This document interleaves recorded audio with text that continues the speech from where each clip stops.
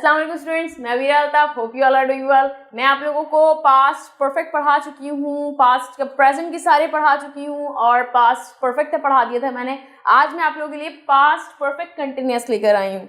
ठीक है, ये बहुत ज़्यादा ईजी है, जैसे हम प्रेजेंट परफेक्ट कंटिन्यूअस पढ़ा था उसी तरह ही है, तो ज़्यादा परेशान होने की जरूरत नहीं है। बस कॉपी और पेंसिल अपने सामने रखिए और जो जो मैं कहती रहूँ उसको लिखते रहें, नोट करते रहें, ताकि अच्छी तरीके से कॉन्सेप्ट्स आपके दिमाग में बैठ जाएं और आगे कभी भी आपको यूज करने की जरूरत पड़े तो आप जल्दी बस फॉर्मूला अप्लाई करें और अपना सेंटेंस बना दें। ठीक है, सबसे पहले हम आइडेंटिफिकेशन और फॉर्मूला देखते आ रहे थे, इसका भी वैसे देखेंगे। आइडेंटिफिकेशन सबसे पहले देखते हैं। आइडेंटिफिकेशन सेम है पास्ट कंटिन्यूअस के, पास्ट परफेक्ट कंटिन्यूअस, जिस तरह प्रेजेंट इंडेफिनिट का प्रेजेंट कंटिन्यूअस का प्रेजेंट परफेक्ट कंटिन्यूअस से मैच कर रहा था, आइडेंटिफिकेशन इसी तरह पास्ट कंटिन्यूअस का पास्ट परफेक्ट कंटिन्यूअस से मैच करेगा। डिफरेंस क्या है ये आप अपने जहन में प्रेजेंट वाला ही रखें, मैं यहाँ आप लोगों को मजीद समझाऊंगी। ठीक है, और इसका फॉर्मूला है, वहां प्रेजेंट परफेक्ट कंटिन्यूअस में हम have been has been use कर रहे थे, यहाँ पर हम सिर्फ हैड बीन यूज करेंगे, हैड बीन। और फॉर्म ऑफ वर्ब कौन सी होगी? Fourth form of verb gerund form या first form of verb plus ING, ये याद ही है आप लोगों को। ठीक है, उसके बाद हम इसमें एडिशनल क्या यूज करते हैं, जिस तरह हमने प्रेजेंट परफेक्ट कंटिन्यूअस में यूज किया था सिंस फॉर, वहां मैं आप लोगों को एक्सप्लेन कर चुकी हूँ, मजीद आज दोबारा एक्सप्लेन कर देती हूँ आपके सामने।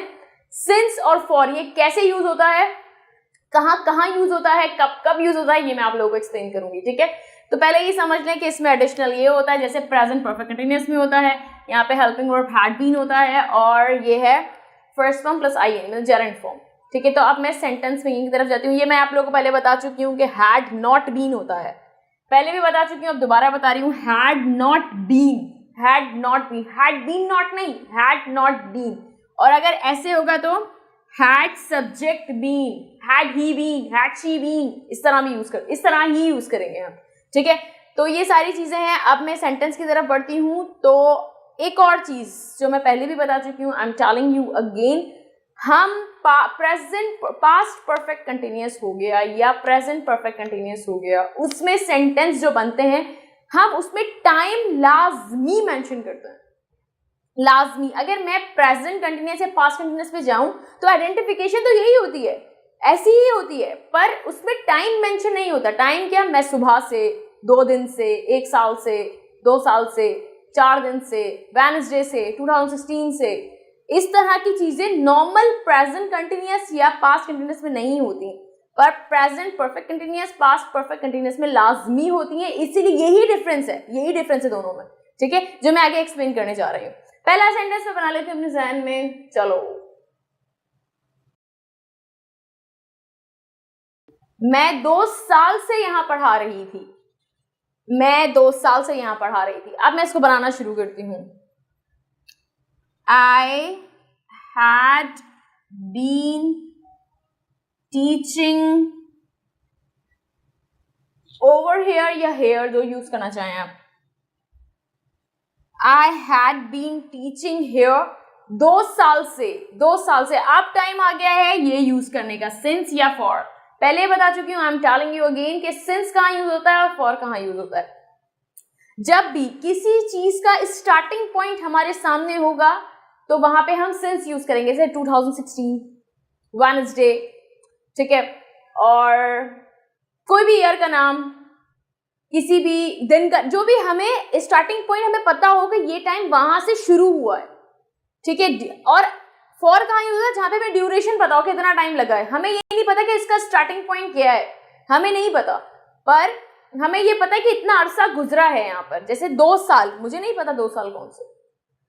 ठीक है, 2 साल मुझे नहीं पता, अगर यहाँ पे मैं 2016 लिख रही थी तो वहां पे सिंस आ जाता, पर यहाँ पे 2 साल है तो यहाँ फॉर आएगा। ठीक है, फॉर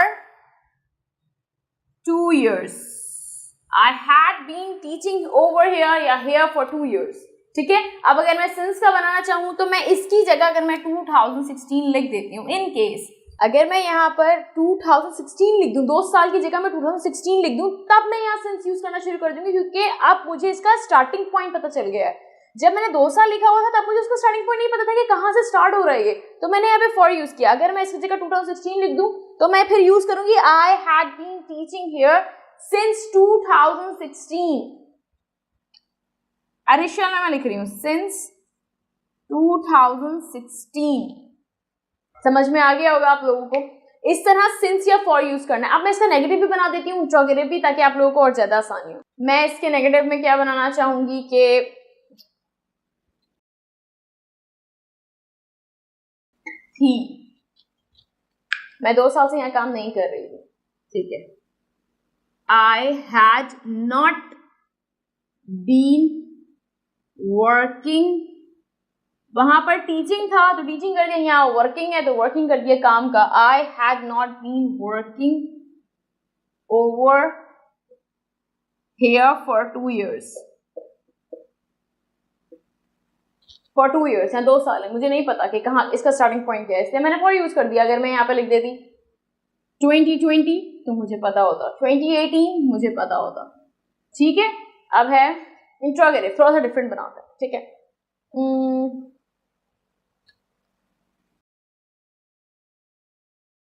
अली 3 घंटे से यहाँ सो रहा है, मुझे ये नहीं पता 3 घंटे कौन से, क्या आपको पता है? नहीं पता, हमें नहीं पता इसका स्टार्टिंग पॉइंट क्या है, तो हम यहाँ क्या यूज करेंगे? फॉर। अगर मैं यहाँ लिखूं वो 10 बजे से सो रहा है तो मुझे पता है कि, या वो सुबह से सो रहा है तो मुझे पता है इसका स्टार्टिंग पॉइंट क्या है, ठीक है। 3 घंटे मुझे नहीं पता कौन से हैं, तो फिर मैं ऐसे लिख देती हूँ for 3 hours. Ali had been sleeping here for 3 hours.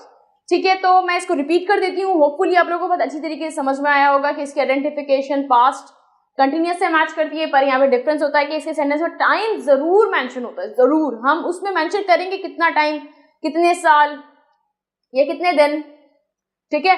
तो इस तरह मैंने यूज करना सिखाया, सिंस और फॉर का डिफरेंस बताया कि इसमें यूज कहाँ करना है। सिंस जो है वो स्टार्टिंग पॉइंट में यूज करते हैं और ड्यूरेशन के लिए फॉर यूज करते हैं।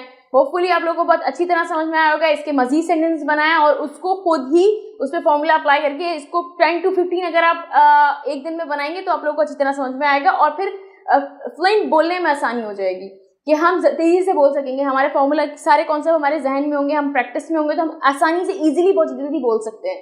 जज़ाकल्लाह, थैंक यू सो मच। इंशाल्लाह मैं नेक्स्ट वीडियो में आप लोगों के लिए कुछ नया और अच्छा लेकर आऊँगी।